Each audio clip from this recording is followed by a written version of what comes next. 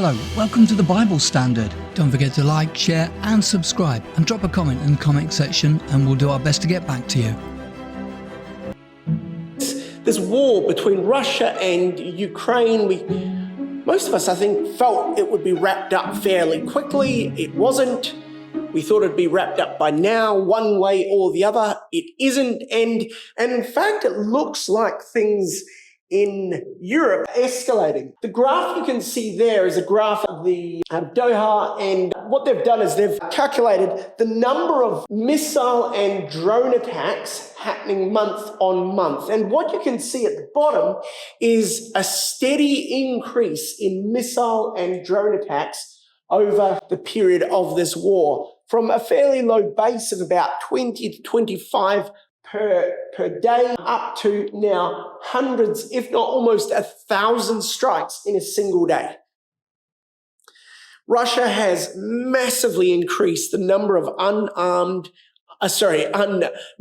aerial vessels or vehicles. It's drones that it's sending and the number of missiles it's sending across. And incidentally, so have the Ukrainians. In fact, I'm told that there are fields in Ukraine that are just littered with fiber optic wires, and you can't sort of navigate the field anymore because there's so many fiber optic wires crisscrossing the field that are used to guide these drones and these missiles so that they won't be taken over by hostile forces and forced to crash or anything like that. And so this war in Ukraine, it appears to be somewhat broadening. Over the last few weeks, we've seen these drone strikes go beyond the borders of Ukraine. On September the 9th, a number of drones were detected over Poland, September the 13th over Romania and Tubal. And this one of, I think it's a Danish jet. Was it Danish? What did it say in the article? It doesn't say. All right, so one of NATO's jets managed to shoot down a Russian drone over Poland. What was a Russian drone doing over Poland? In fact, there are a large number of them apparently, and not only over Poland.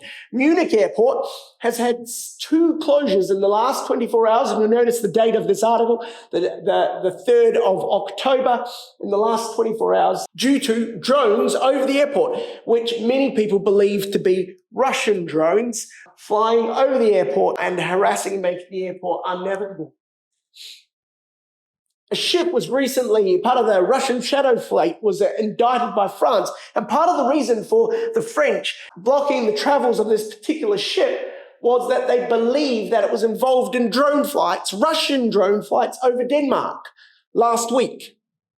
Poland, Romania, Denmark, and other nations, Germany, Lithuania, all of them have experienced incursions by unmanned Russian aerial vehicles over the last few months. One way or another, Russia is changing things up in this war in Europe, and the war with Ukraine seems to be expanding into almost a European conflict. This is a little bit old now, but it's still, for me, this still really sends shivers down my spine. This is quite remarkable. This is a release of the EU. It's an article. It was actually produced in multiple languages. Every language within the EU got this particular brochure, and it's called Safer Together, Strengthening Europe's Civilian and Military Preparedness and Readiness. And what it did is it went through and it was a guideline for the citizens of the EU in what they should do to be ready for a theoretical impending conflict. Now, in the minds of the writers of this particular brochure, which was released in every country in Europe, this is not a theoretical war. In fact, it's so non-theoretical that the EU, in this brochure, were urging their citizens to stockpile 72 hours worth of supplies amid a rising war risk. This is back in, I think, March now, but still very, very relevant. Europe is increasingly concerned about the broadening of this conflict and the risk that Russia will go to war with Europe as a whole. So much so that they have recommended that their citizens stock 72 hours worth of food. Now, we know what happened here during COVID when people thought they needed, well, I don't know, was it 72 hours worth of toilet paper? Whatever it was. But there were fights in the supermarkets. It was a really big deal when it happened. And all Europeans are being told you need to keep 72 hours worth of food in case we find ourselves at war with, well, an unnamed threat. But everyone knows who the threat is. It's Russia. And this has become so severe that a number of people across Europe are changing their tone. These very progressive nations like Germany, which is closing down its nuclear reactors left, right, and center, and the conservative leader is saying, look, we actually need to have some nuclear weapons of our own. We can't trust Mr. Trump to loan us nuclear weapons if we ever need them. We need to get some of our own. And the world in which we live in, it's becoming more and more polarized. More and more prone to outbreaks of violence, less and less predictable about the outcomes. The world in which we live is one in which everybody is now taking a side. And the idea that we could do something for the common good, that we could work together for success, for global peace, for global prosperity, seems to be foreign everywhere now. And I guess for those of us who haven't yet made a choice about our lives, who haven't yet decided what we want to do with our lives, if you're looking out at the world and saying, well, I wonder what the world has to offer, what we're seeing at the moment out there in the world is a world in which everybody is picking a side. We're going to wonder what the future holds. Is it war or peace? Return to better times? We know where the world is headed. And tonight, our title gives it away. We're going to be asking what Russia has to do with the destiny of the world. And our reading was Ezekiel 38. And Ezekiel, of course, was an Old Testament prophet. He lived around the time of the fall of the Jewish kingdom, the kingdom of Judah. Sometime after BC 606, he found himself probably in Persia, in what is modern day Persia, but nonetheless is part of the Babylonian Empire. And while there, God, he says, spoke to him. And God gave him a number of really profound predictions about the future. Now, one of these we've looked at in this hall on a previous occasion. Ezekiel was told about Tyre. And God spoke to Ezekiel about this famous city on the coast of Israel, further north in what is modern-day Lebanon.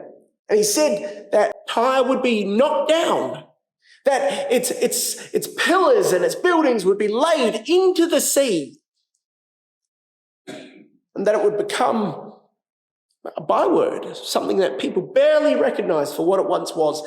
And that's exactly what happened. The prophecy that Ezekiel had been given was fulfilled absolutely amazingly.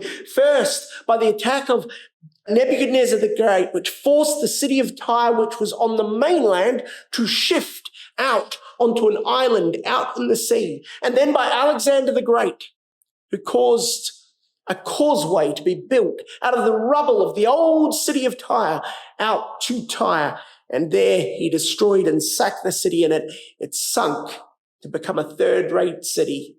No more anything to be remarked at. A city of ignominy, a place of casting of nets. A remarkable prediction, and one that was fulfilled so perfectly and is still being fulfilled, demonstrating the accuracy of the words that Ezekiel had been given by God. Perhaps the most famous of Ezekiel's prophecy, one that has been immortalized in a song, a Negro spiritual. The knee bone connects to the thigh bone connects to the hip bone, and so on and so on. This prophecy in Ezekiel 37 speaks of, it's a graphic scene of a valley full of dry, desiccated bones, human skeletons littered as far as the eye can see. Ezekiel was asked, well, what are these about? He asks also, and he says, I don't know. What are they about? And he's told that these bones, these very, very dry bones, are the house of Israel, the Jewish state. Now, the time in which Ezekiel lived, the Jewish state, well, it wasn't really intact, but the Jewish people were very much a thing. And they had every hope of returning to their land. In fact, there was a prediction by Jeremiah the prophet that within 70 years, they would be back in their land, back in their city with a temple. And that happened. And yet Ezekiel's prediction was that there would be a time in which the Jewish state would be aptly represented and described by a valley of dry bones, representing corpses littered as far as the eye could see. And that happened, didn't it? I don't think many of us were alive at the time, if any. But during the Second World War, Hitler finished what European nations had been trying to do for over 2,000 years. Genocide, in the truest form of the word, a word that is just overused in our society today. But Hitler tried to kill an entire race and created a valley of corpses. And God said to Ezekiel, yes, but those corpses will live. This nation will come to life again. And within years, Israel stood as a nation upon the shores of Israel. Absolutely remarkable. BC 606, sometime after that point, he was making this prediction, this prophecy. Over 2,000 years would be elapsed and before these words were fulfilled, and yet they were fulfilled perfectly and precisely, and the description given to Daniel could not be more effective. Sorry, Ezekiel, not Daniel. And so what we want to look at tonight is another one of those prophecies by this man Ezekiel and the remarkable things that he was told. Because the question is, what does Ezekiel have to say about Russia? And the title tonight is The Destiny of Russia, predicted in the Bible. So our reading tonight, Ezekiel 38, let's open that up. And we'll read verse 3 where he says, "Thus says the Lord God, behold, I'm against the Agog, the chief prince of Meshech and Tubal." And of course, most of us will know that this is a relatively poor translation. That word there that is in our Bible, the word chief, should be a proper noun. And in fact, most translations put it this way. Rotherham says, behold me, I'm against the Agog, prince of Rosh. There's that missing word. He says, Agog, prince of Rosh, and so does Young's Literal, NASB, New King James, ASV, Darby, ERV, Brenton, Septuagint, Jerusalem Bible, and many others beside. The word Rosh is in verse 3. I am against the Agog, prince of Rosh, Meshech, and Tubal. And we've all heard this lots of times before. Who is this Rosh? Well, for the sake of having a different commentator for once, I've got the words here of the Bishop Robert Loth in 1710, in which he said, Rosh, taken as a proper name in Ezekiel, signifies the inhabitants of Scythia, from whom the modern Russians derive their name, and goes on to talk about how they connected with Meshech and Tubal, and they were people who lived along the Sea of Azov and along the Don, the Dnieper, the rivers there, and among the Cossack people. So the Bishop of Rochester, Bishop Robert Loth, in 1710, said that, as did many other reputable commentators like Dr. Daniel Schenkel, who said Rosh is the oldest historical name to designate the tribal peoples of Russian history. Or Keelan Gelich, some of the best expositors of the language of the Bible, they said that the name of the Russians is connected with the Rus. Or Gesenius, who wrote the famous Bible lexicon of Hebrew, he said it means undoubtedly the Russians. But we want to be a little bit more precise. Russians, but Russia's a big place. Which Russians? Well, this is from the Russians' own material. This is from the Primary Chronicle, which was written in around 1100 AD. And it was written there that these, is otherwise called the Chronicle of Nestor. If you're looking for it, the primary chronicle or the Chronicle of Nestor. Nestor was a priest who wrote down a history of the Russian people. And he said, these are the narratives of bygone years regarding the origin of the land of Rus, the first princes of Kiev. So here in Ezekiel 38 is an ancient name. God says that he is against a person by the name of Gog, who is going to be a prince of the Rus. And here we see that the Rus are best represented by the Ukrainian people today. Ukraine and Belarus and perhaps some of the Baltic states. The Rus were those people on the western edge of what we call modern-day Russia. But Ezekiel went on to say, I'm against the Gog, prince of Rosh and Meshech and Tubal. Three nations. Three nations unified under one leader.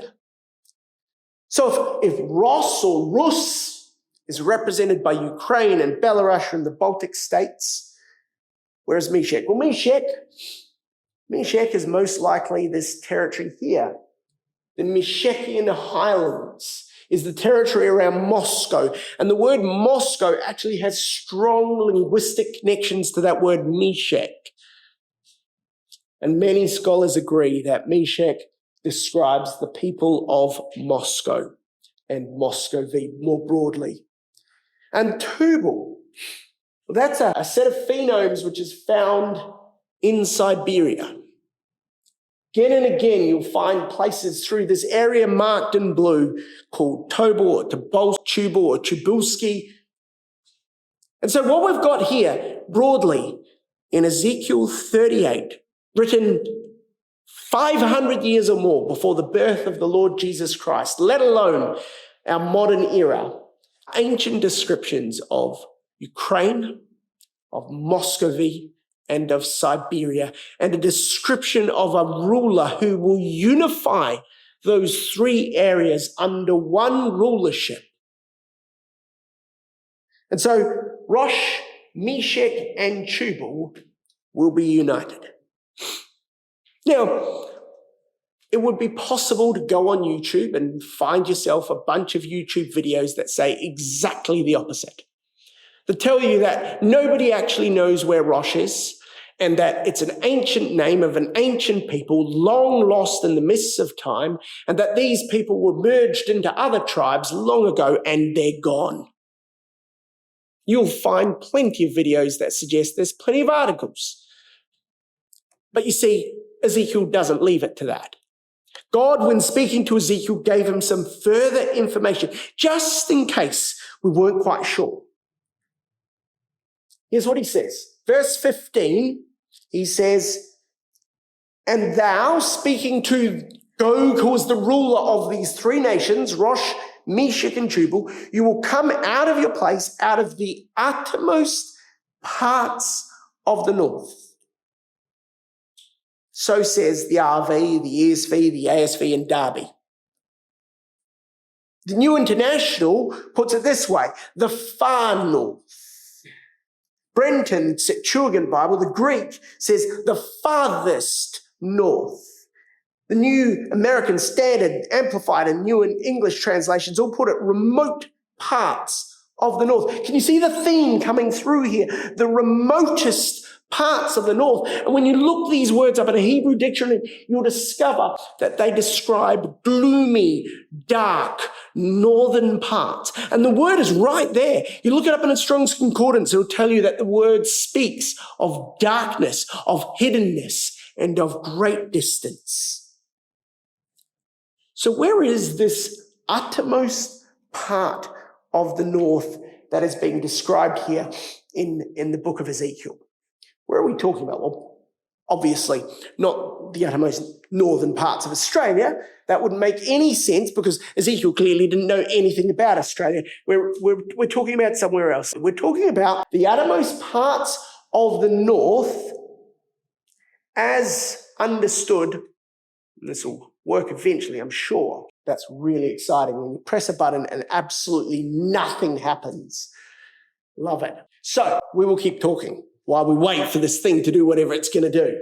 So the uttermost parts of the north. Well, this is obviously speaking from Ezekiel's perspective, Ezekiel's position in the world.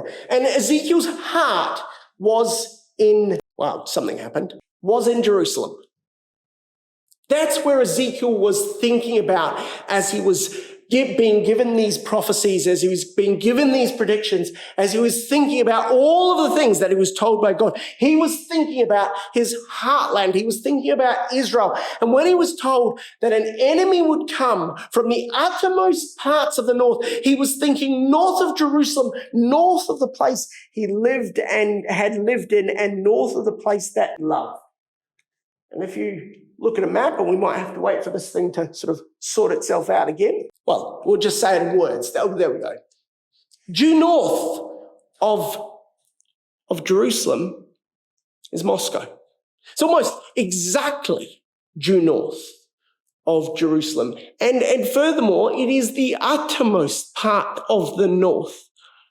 You can't go any more north than Russia, because once you go further north than Russia, there isn't anything. The uttermost parts of the north, the gloomy, dark north with its long winters, that is what God was speaking about. And so he left it.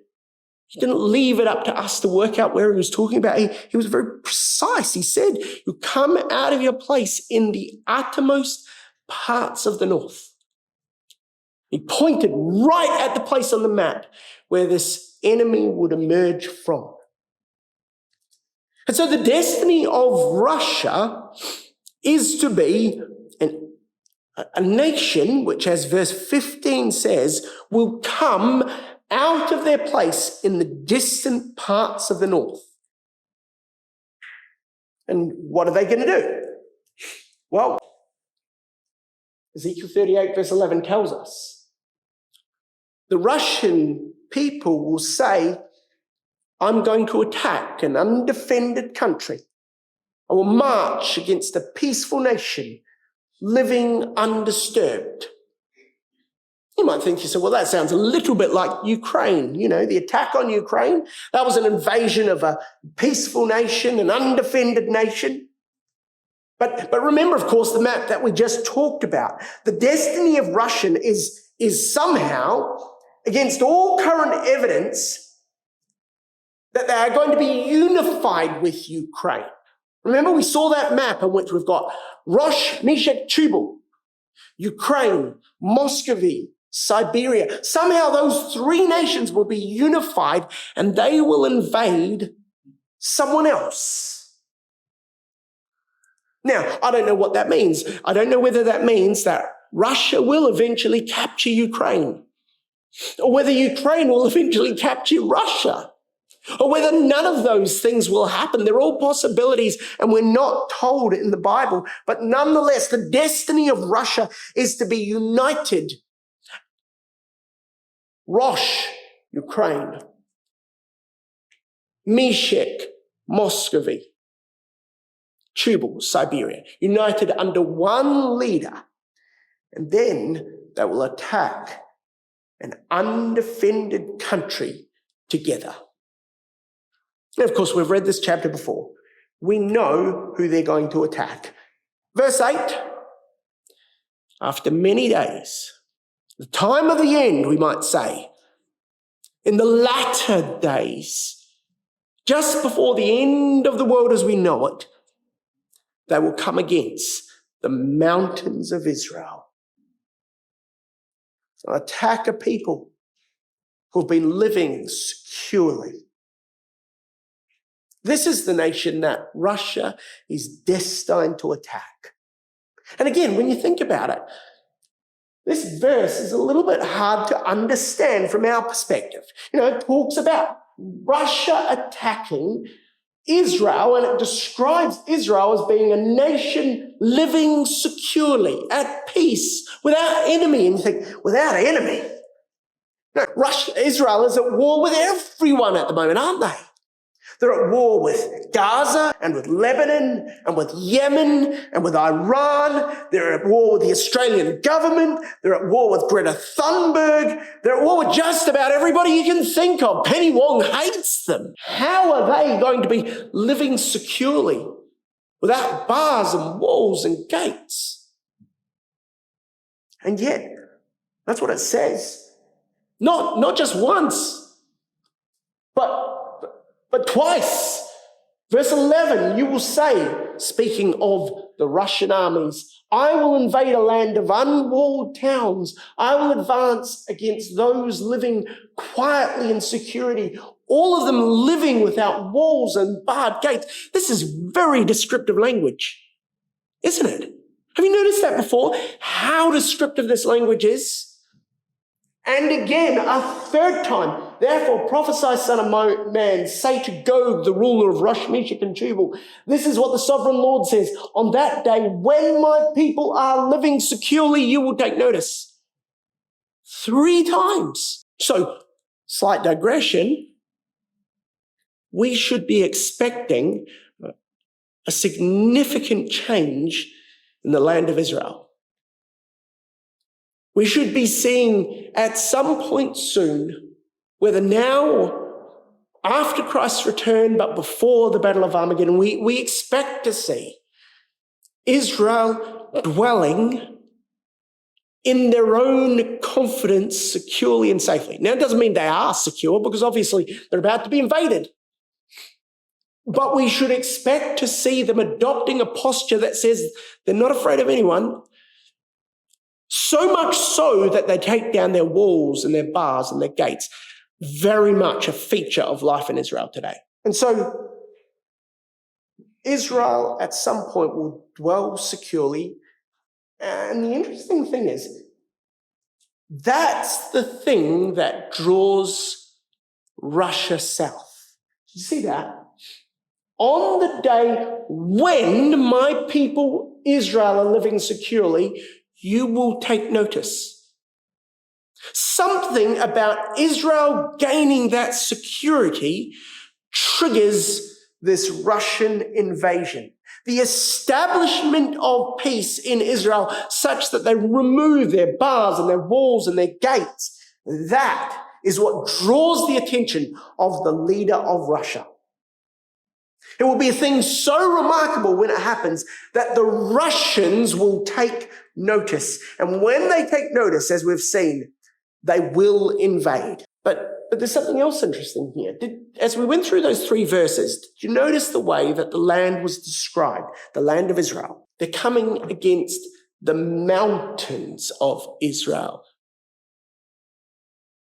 Now, I don't know about you, but every time I look at a map of Israel, they don't have that many mountains that they possess.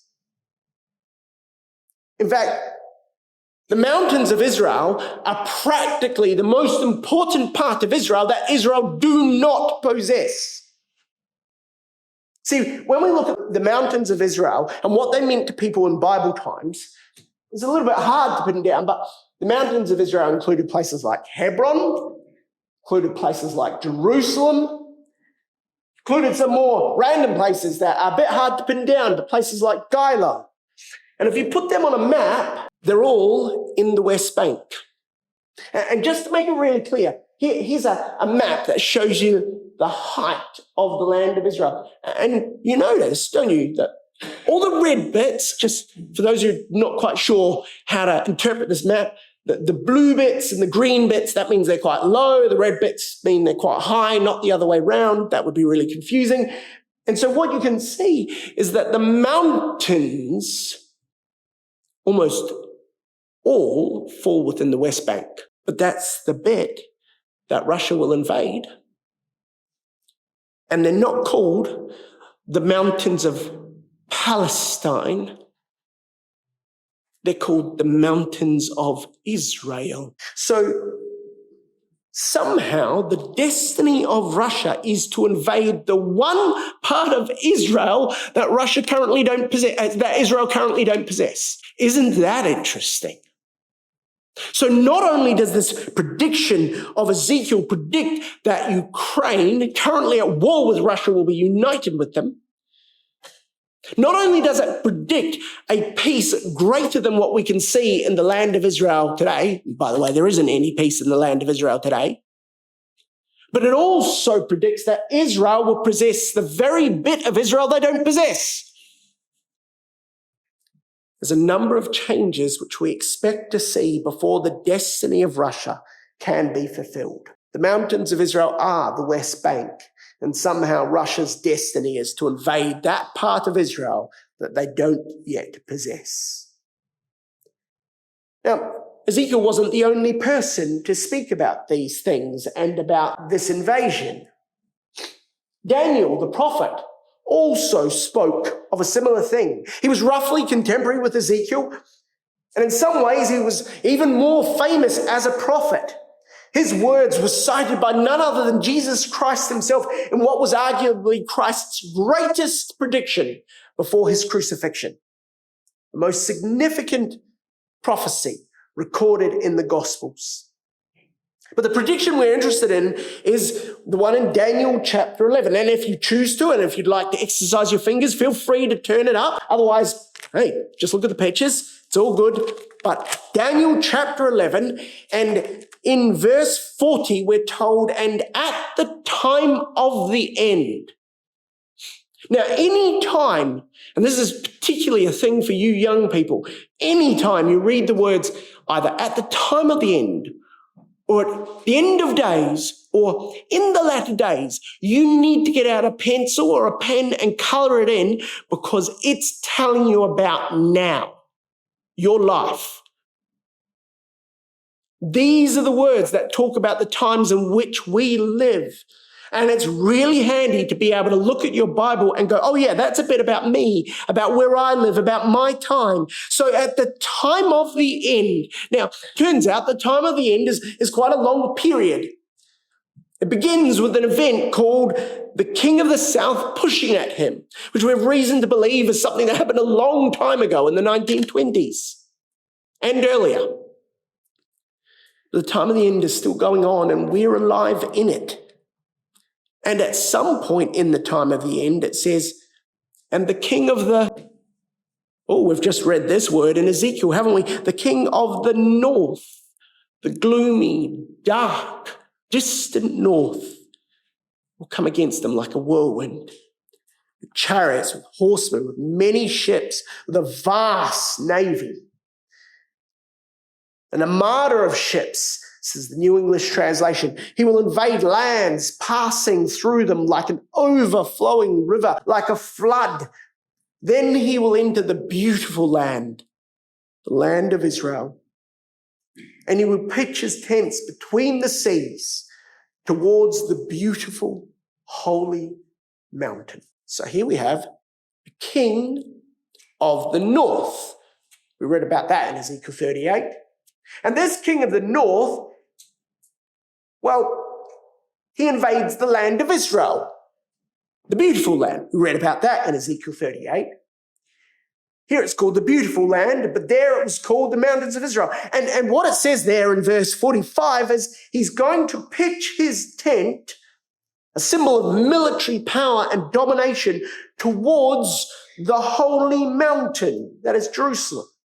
Can you see the connection here between these two passages? There's a northern invader who's invading Israel, and he's focusing on, mountains. It's mountains again. So here again is a passage talking about the same point in time and the same army. And what we're being told is that the destiny of Russia is to invade the Middle East, particularly Israel. And then, what happens then? Well, Daniel here keeps it very brief. He says, he, that is this king of the north and his army, comes to an end and no one helps him. Easy. He just comes to his end. And he needed some help, but no one was there to help him. It's almost like he had trouble with a shoelace and no one was there to help him unravel that shoelace, and so he was stuck. And so he comes to his end, and that's the end of it. It's almost banal, isn't it? It's sort of inconsequential in some ways. He comes to his end. No one helps him. But see, again, this is not the only passage that talks about these events. Here's Joel chapter 2. Again, the New English translation. He says, I will remove the one from the north from you. I will drive him out to a dry and desolate place. Those in front will be driven eastward into the Dead Sea, and those in the back westward to the Mediterranean Sea. His stench will rise up as a foul smell. Indeed, the Lord has accomplished great things. Rotherham says, the northerner. King James Version, RV and ASV said the northern army. And here, Joel chapter 2 is talking about the same conflict.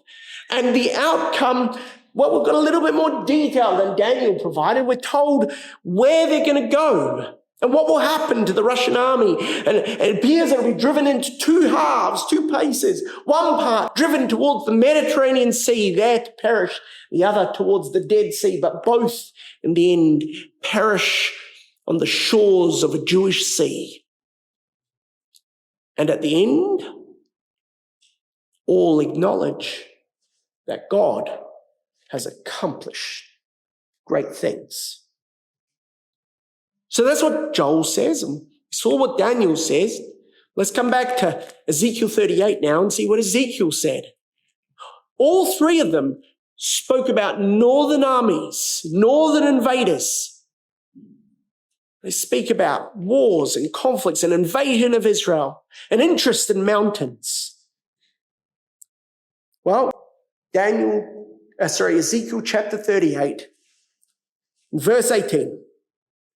It'll come to pass at the same time when Gog shall come against the land of Israel, saith the Lord God, my fury will come up in my face. The destiny of Russia is to enrage the God of heaven.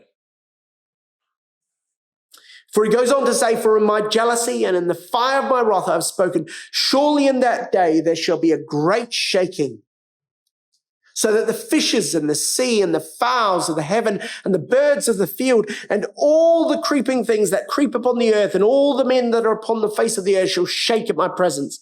The mountain shall be thrown down, the towers shall fall, and every wall shall fall to the ground.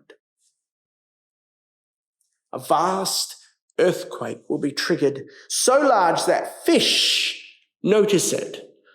Every time I read this passage, I'm always amazed by the same thing. How big an earthquake does it have to be so that fish notice it? I was in Thailand a number of years back, and I don't know if any of you remember the earthquake that caused the huge tsunami on Christmas Day. I think it was 2004, the Christmas Day tsunami. I was in Asia at the time. I happened to be in the Philippines, up at the top of the mountain, and suddenly started getting lots of phone calls saying, are you alive? I was thinking, I don't know what you're talking about. Turned out there'd been an earthquake and there was a huge tsunami. And the tsunami killed tens of thousands around the coastlands of Asia. And a few years later, I was in Thailand and I met some divers. I was doing some diving myself, and I spoke to a lady who had been diving when the tsunami came through. She refused to say anything about it whatsoever. It was an experience she never wished to revisit or talk about again. She was underwater 20 meters down at the time the tsunami struck. I spoke to another diver who worked at the same time at the same place as she did. He was lucky enough to be on shore when the tsunami came through. He'd left his watch in the dive shop where they were. Apparently, it registered a dive of 100 meters for 15 seconds. Imagine that.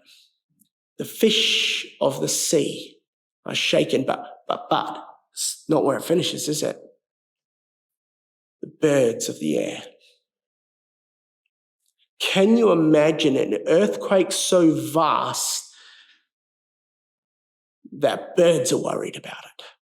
Birds on Not birds in trees, not birds standing at the top of tall towers, birds in flight. What an earthquake. The destiny of Russia is to be the recipient of the world's potentially largest ever earthquake. And that's not all, because then God calls for a sword, and we don't quite know how he does this, but the end result is that his coalition collapse. You'll remember that when Russia invaded, they didn't invade alone. There was Rosh and Meshech and Tubal, but there are other armies as well. The leader of this confederacy is described as a prince from the land of Magog, an ancient description for Eastern Europe, and presumably Eastern European soldiers march with him. And then add to Eastern Europe the nations that are mentioned in verse 4 and 5 and 6. We've got Iran and Sudan and Libya, all currently Russian allies, incidentally. And they're joined by Goma, an ancient name for the country of France, and Togo, and another ancient name, this time for the Caucasus states and nations like Turkmenistan and Kyrgyzstan and Uzbekistan. Not to mention the many people that march with him, unnamed and unallied. But when the earthquake strikes, this alliance crumbles. And then it's every man for himself. And his army fights itself. Man against man, soldier against soldier, brother in arms against brother in arms. Imagine that. First an earthquake, and then your team doesn't stick together. And that's not all. Disease, misadventure, and finally cataclysmic weather, torrential downpours, freakish, unprecedented ice boulders falling from the sky, lightning strikes that seem deliberate rather than random, and molten rock raining from the heavens. That's the destiny of Russia. What an amazing thing. And if we wanted to summarize that, all of that, we could do no better than what God says to Ezekiel in verse 23. God said, "This is how I will magnify myself. This is how I will reveal myself to many nations. And then they all will know that I am." What an amazing thing. Russia's destiny is to do something profoundly awesome. Oh, they're not doing it for a good reason. Russia doesn't do it for the right reasons. But nonetheless, Russia's destiny is to be the trigger that prompts God to involve himself once more visibly in world affairs and to unmistakably prove his reality to all who doubt worldwide, to prove his existence. The destiny of Russia is to bring God into the frame so that there is not a single person in our world who does not know of the God of Israel. And he will do so by rescuing the Jews. You see, the world is becoming very, very polarized. It's becoming a really ugly place. Many nations vying for power and authority. This world is becoming red of tooth and claw. And the era of peace that followed the Second World War, such as it was, is rapidly dissolving. And you see, all of the nations of the world are forgetting something. And it is Russia's destiny to learn this. It's Russia's destiny to learn that Israel's protector does not slumber or sleep. God is awake. It is Russia's destiny to learn that he's not just awake, but he is the Holy One of Israel. He may be the God of the whole earth, but he's the Holy One of Israel. And because of that, ultimately, in the end, no weapon forged to be used against Israel will succeed in the end. And it is Russia's destiny to learn one of the oldest promises that God ever made, that he would bless them that bless Abraham and curse them that curse Abraham. And in Abraham, all the families of the earth will be blessed. You see, that's what the whole world, not just Russia, the whole world has forgotten. They've forgotten that God is always watchful over Israel. They have forgotten that God promised that the Jews would ultimately be saved.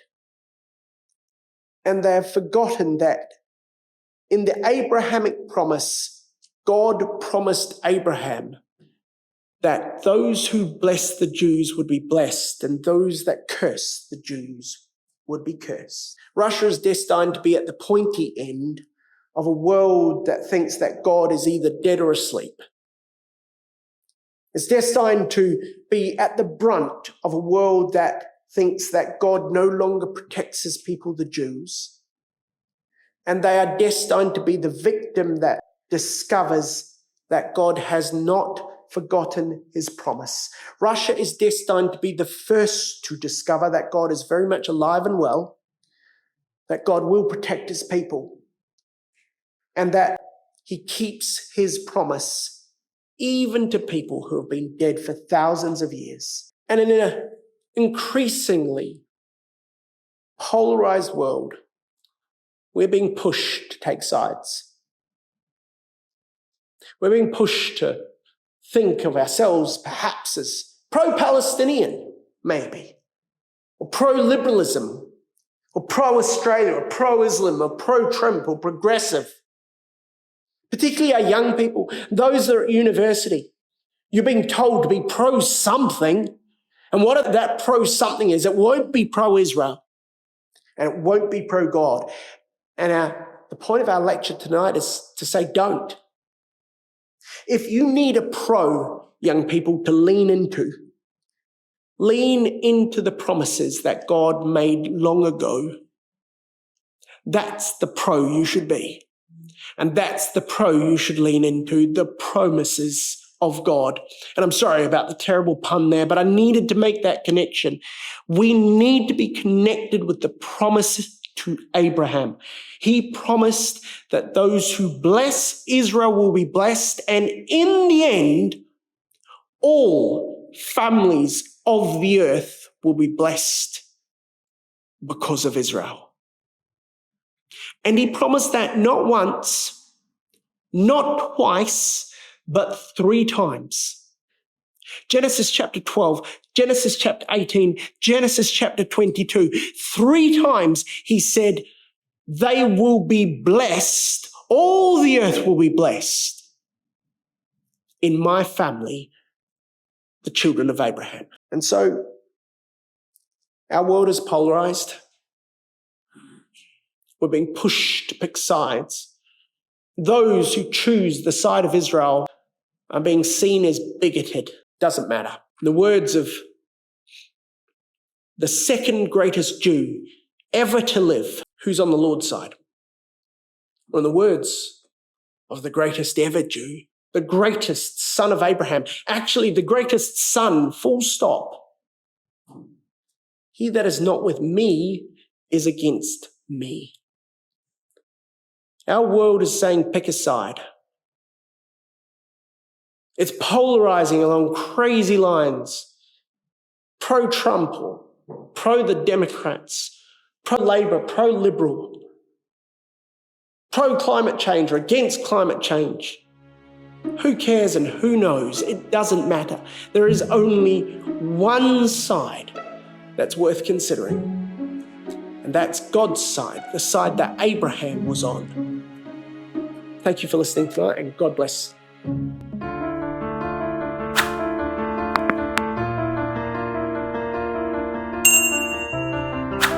Don't forget to hit that like button. It really helps the channel grow. Drop a comment in the comment section and let us know what you thought. And make sure you subscribe and turn on notifications so you never miss a new upload. Please share it and spread the word. Thanks for watching. And remember to come back soon.